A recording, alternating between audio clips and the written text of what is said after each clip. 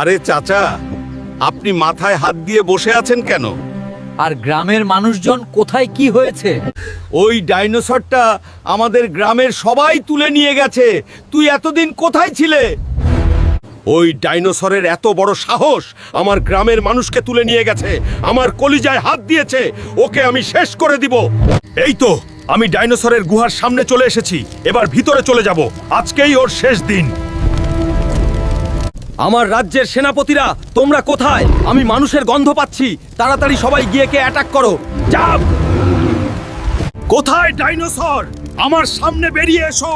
তোমাকে আজকে শেষ করে তারপর আমি গ্রামবাসীকে নিয়ে যাব।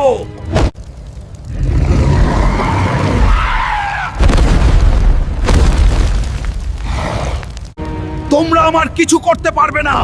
তোমরা আমার রাস্তা থেকে সরে যাও। আজকে আমি ডাইনোসরের সাথে লড়বো। কিরে, তুই তো একবার আমার রাজ্য থেকে চলে গিয়েছিলি, কিন্তু এবার তোকে কে বাঁচাবে? আজকেই তোর শেষ দিন। আরে ডাইনোসর, আজকে তোমার শেষ দিন। আমি মশাল নিয়ে নিয়েছি হাতে, এখন আমি চলে যাব।